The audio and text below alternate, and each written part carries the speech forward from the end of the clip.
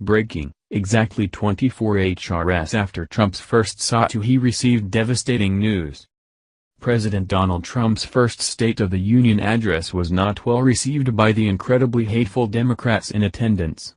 Their feelings about him and his unprecedented success in his first year, proving that he can and does keep promises, was on full display by his detractors in attendance Monday night.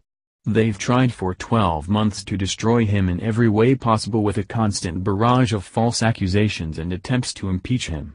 He not only maintained the highest position in the country through it all, he prevailed beyond measure and truly did make America great again, despite what Democrats claim.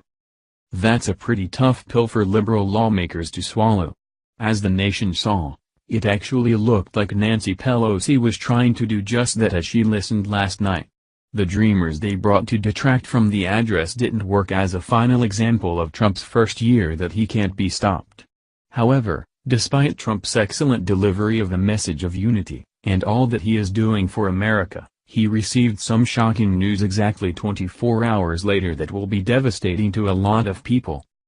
Regardless of what side of the political aisle anyone is on, there was a lot to celebrate last night as Americans, as everyone has benefited from Trump's 12 months in office.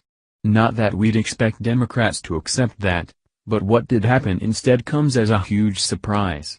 It's really bad for the left in 2020 when they go to campaign against him and don't stand a chance. Trump just got the most incredible news of his presidency, that's devastating for Democrats. The Daily Mail reports the stats don't lie.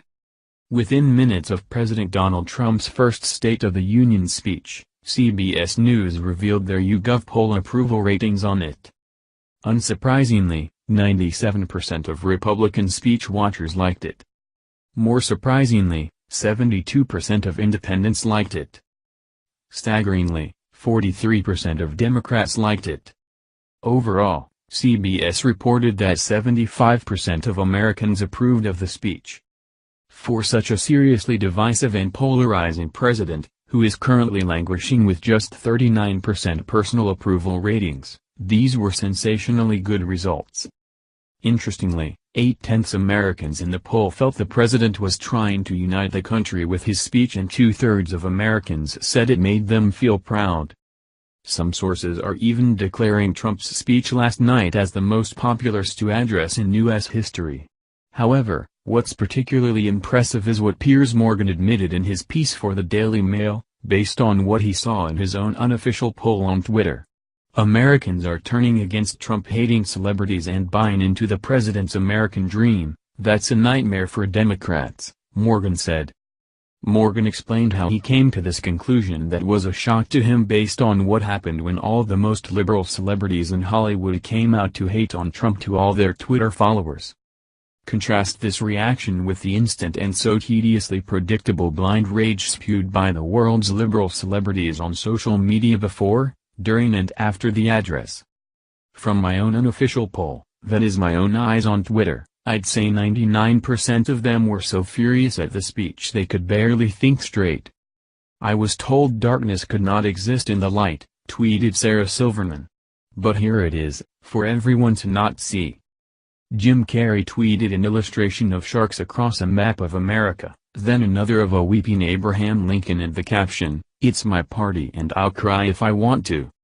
Patton Oswalt seethed, "I'm gonna fact-check this speech, whatever he just said was bullshit." Jessica Chastain urged people not to watch the speech at all. Billy Eichner fumed, "The president is a lying, incompetent, racist, misogynist sack of SHT. And George Takei spouted, "I'm not watching some frothing orange gorilla read off a teleprompter." On and on it went, with these stars and many more assuming America agreed with them. But it turned out the vast majority of Americans didn't agree with them, which suggests they're no longer listening to what celebrities say about politics or Donald Trump. For more evidence of this, look at Sunday night's Grammys that turned into a marathon political rally of epically dreary proportions. Ratings duly plunged 24% to an all-time low. Why? Because Americans are sick and tired of entertainers preaching about politics at awards shows, particularly when they're all preaching from the same liberal Trump-loathing handbook. There could be no better justice than for these famous liberal lunatics to self-implode over their constant hate of our president they can't shut up about. He could be the reason they lose a large part of their fan base, which would be glorious. At some point, these celebrities will either shut up and accept the awesome America their nemesis created and keep their careers in check, or continue down this path of destruction and join the likes of everyone failed kneeler in the NFL.